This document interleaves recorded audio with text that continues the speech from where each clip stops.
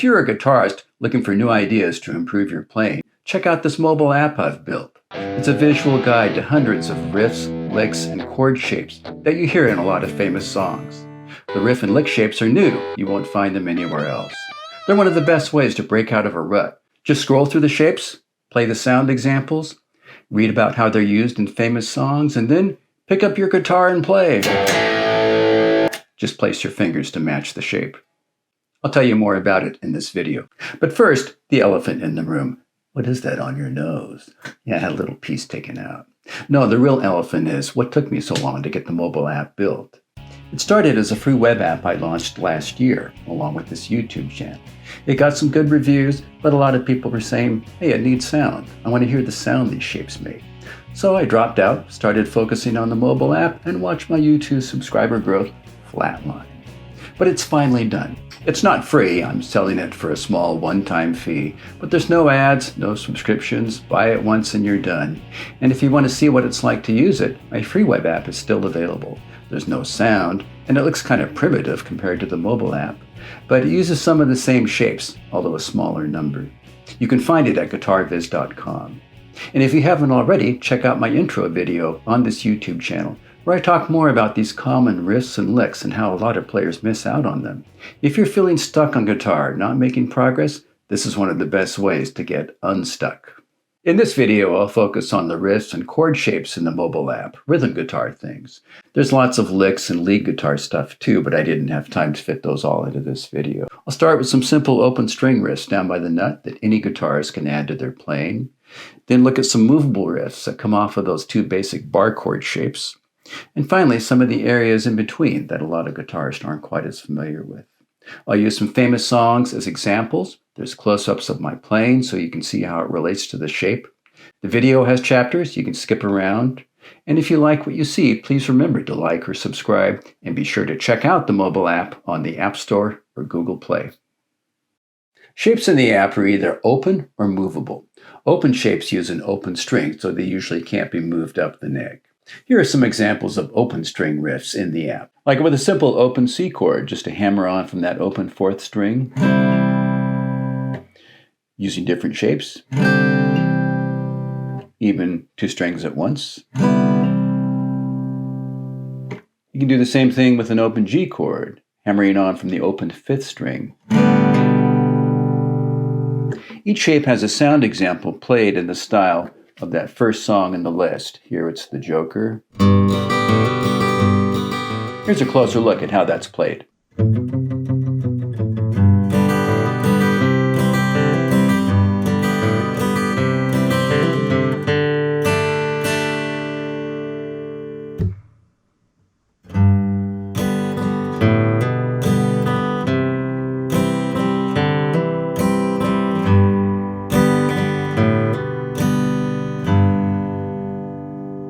Now I want to be clear, the app doesn't have video. That close-up I just showed and other close-ups in this video are just to give you a better view of what's going on. Some of the shapes in the app do have links out to some of my YouTube videos, and they should take you to the exact spot in the video where I'm showing you how to play that shape.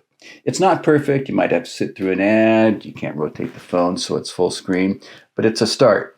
Here are some open D shapes. Now, some of these are what you might call chord riffs, where you're moving back and forth between different chord types, often sus chords, suspended chords, like Thank You, Led Zeppelin. Now you might say, why are you calling that a riff shape? It's just three different chords. Well, it's because a lot of times they're just kind of random. Like if Neil Young's hanging out in a D chord, he's oftentimes not following a set pattern. He's just doing little things like this. The idea is to look at the shape, look at the string where there's more than one note, and just start experimenting, moving your fingers off and on. Try using it when you're jamming, or even to come up with your own riffs.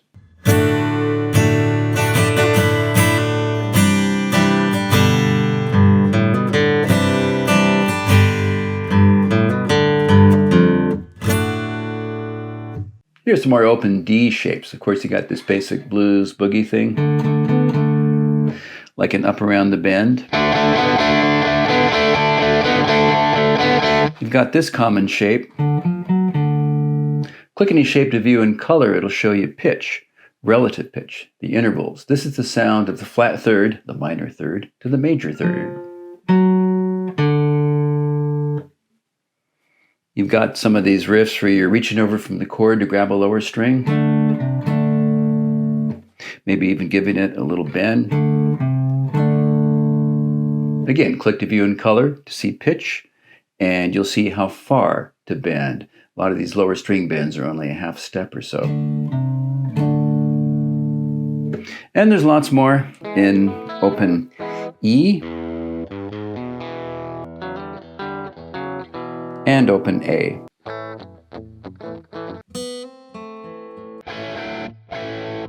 To see movable shapes, click the movable button. Notice the root doesn't change. It's still whatever it was when you were looking at open shapes. But the arrows in that little map of the guitar neck, I call it the root map, those arrows are now enabled and you can use them to move the root up and down the neck. For riffs, usually you want to move the root to match the chord you're playing over. So let's say you want to use this riff shape over an F sharp chord, move the root to F sharp. It shows you that on the 6th string, an F sharp note is at either the 2nd fret or the 14th fret. That's where you'd visualize the note as being, and you, looking at the shape, place your fingers relative to the root. The root map is just for reference. If you know where the note names are on the bottom strings, you don't need to use it. Here's an example riff, just barring the bottom 2 strings while you do a little hammer on. You can hear it in Paranoid, and you've got another thing coming. It's movable. Paranoid's up here at the 12th fret. Another thing coming down here at the 2nd fret.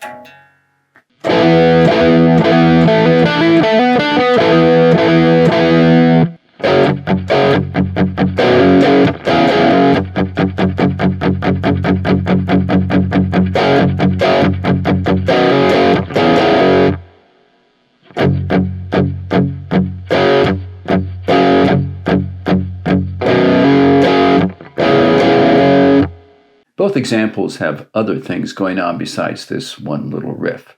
Read the description for more information. It says, another thing coming. There's a second riff after this one. It's an open F sharp riff. Okay, click open. And now notice how the root has been forced back to E. That's because these open shapes use an open string.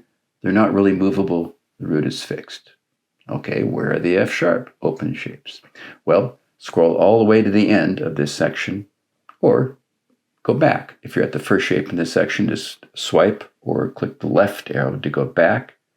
Now you can see we're at the last shape in this section, open riffs in E, and there it is. Basically an F sharp power chord while you lift the first finger on and off the bottom string. Notice the other examples. You can hear this riff in Chorus of Crazy Train. Again, read the description for more information. Another thing coming adds this little hammer-on that you don't hear in those other examples. Some of these examples will add on extra little things like a hammer-on, another note, but the notes and the shape are what all these examples have in common. They're shared by all these examples. Some of them might go by really quickly, like another thing coming. You've got two riffs in the space of 2 seconds. So you have to listen carefully. And remember, these are, after all, building block shapes. They're little things you can combine to come up with something more interesting, like a song riff. For movable shapes, I start each sound example by playing the root note for that first example in the list.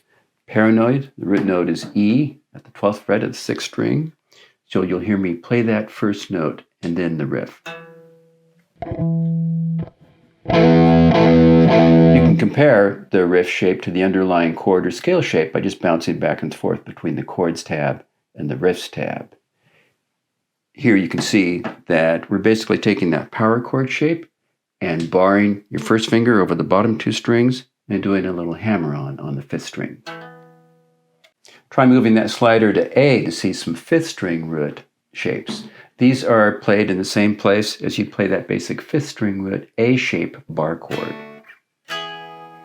Again, the sound example done in the style of the first song in the list, Rock and Roll All Night by Kiss. Notice there's 2 roots listed, D at the 5th fret, an E at the 7th fret. That just means the shape is being moved along with the chord changes over the D to E. So I start the sound example by playing both of those roots and then the riff.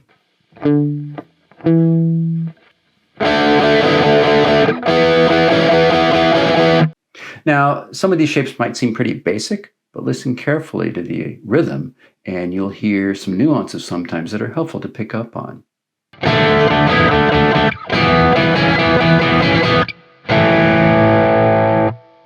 Three and four.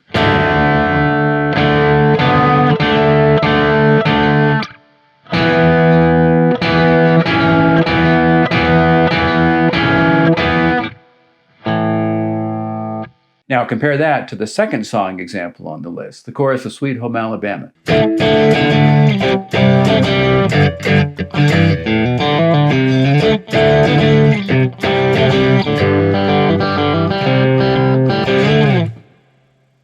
So compare those two different song examples, Rock and Roll All Night, Sweet Home Alabama.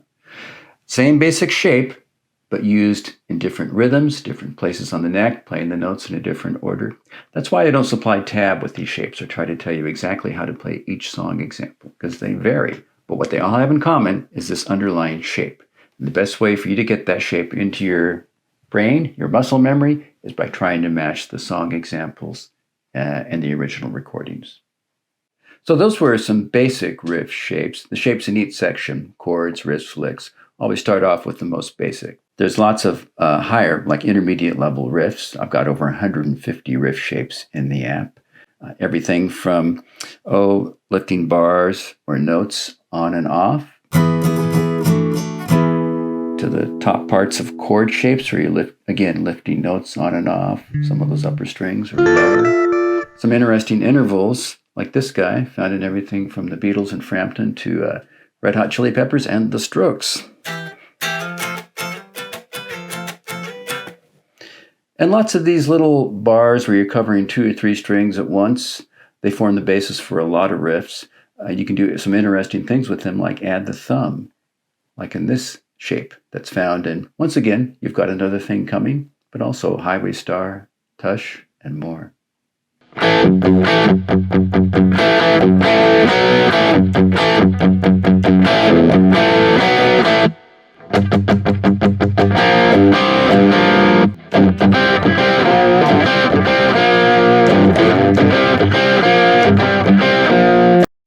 By the way, it's interesting to look at a shape and see how it can be used in not only 2 different artists, but 2 different genres almost. Like, for example, at the end of Tush,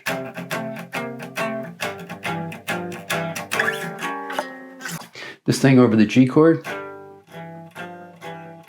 same basic shape that Paul Simon is using for some of the fills in the Boxer. Yeah. I've tried to stuff the app with fun facts like this, so hopefully it makes for some good reading as you scroll through those shapes. I assume that a lot of you know the basics of moving around the neck, or at least how to play some basic chords in some basic places. Like if I say play a D chord up the neck, you should know that you can play it here at the 5th fret using this basic A shape, or its power chord equivalent, and here at the 10th fret using this E shape, or its power chord equivalent. Now, if you don't know that, or if you're a beginner, you should start by trying to memorize the note names on at least the 2 bottom strings. Those 2 bottom strings are especially useful because one root note can serve as your guidepost for 2 different shape families. For example, this root note, sticking with D, this root note here at the 10th fret on the 6th string, works as your guidepost for the E shape and also the G shape.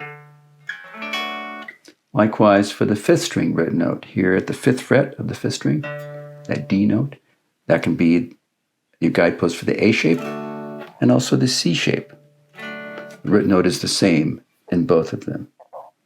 That's why a lot of guitarists start off by learning the note names on the bottom 2 strings. That's how I learned. And that's why the shapes in the app, the root notes are mostly shown as being on the bottom 2 strings. I mean, a root note can live anywhere, but the bottom 2 strings are especially useful and easy to learn from, because that just leaves that last shape family, the D shapes, 4th string root. You can either memorize all the note names on the 4th string, Or you can kind of cheat and think of it as that same note that's in this basic E shape on the 4th string. For example, I'll play a G chord here using this E shape. Look at where the root note is on the 4th string. Put your first finger there. Now you're playing a 4th string root power chord. There's over 150 chord shapes in the app, and not just basic shapes like you can find anywhere, but the most common chord voicings, different ways of playing the same chord. Like a lot of beginners will learn that basic bar chord shape and think, okay, I'm good, not realizing that it's helpful to learn other ways of fingering that same basic shape where maybe you're not using the full bar. It can make it a little easier to move quickly around the neck, like in Space Oddity. Or they might flow more easily into some of the other chord shapes used in that same progression, like Good Lovin'.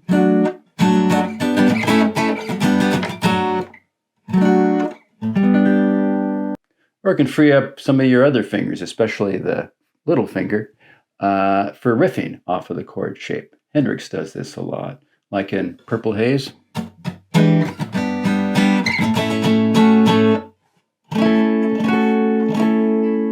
Now, as you scroll through the open chord shapes, you might be wondering, where's the F chord? Well, F chords are usually played without any open strings, so they're played using one of those movable shapes, usually one of those shortcut voicings that I showed earlier, not the full bar. One exception, the F major 7th chord that has an open E string, and so that's filed under the open chord shapes. Under the E tab, scroll all the way to the end. After the E open chords, you'll find F and a few F and F sharp chords. The sound example I play for each chord is just a simple strum of the chord. I don't try to match this first song in the list of song examples like I do with riffs and licks. For movable chord shapes, I play them all in the same key to let you more easily compare the sound of one to the next. For example, the difference between a 7th chord and a 9th chord. Tap any chord shape to view it in color. You can see the theory underneath the chord, root, 3rd, 5th, etc. This is how chords are built. Some chord names you'll see have a slash name following them. That just means it's a chord inversion. The lowest note is not the root. For example, this shape here, you can see that low note is blue, and it's not the root. And inversions are usually written with a slash. So if you played this shape here at the 3rd fret, technically this would be a G/D chord because that low note on the 5th string is a D note. And finally, notice that chords and scales have names, but riffs and licks don't. It's one reason why a lot of guitarists never learn very many of them. They're used to learning things with names. Well, I could talk all day about some of this stuff, but I should stop. If you want to check out the help file that's in the app, I'll put a link to it over here. If you want to see even more examples of some of the shapes and sounds in the app, check out my preview video from several months ago. Ignore the part where I say, oh, it's almost done. For my next video, I'll take a look at some of the licks in the app and lead guitar stuff. Or I might just come out with a video on using one song as a vehicle to show some of these shapes in action. All right, if you like what you see, please remember to like or subscribe. And please check out the mobile app on the App Store or Google Play. And if you buy it and you like it, please leave me a review and a rating. It'll help bubble the app up in the search results. All right, thanks for watching. I'll see you next time.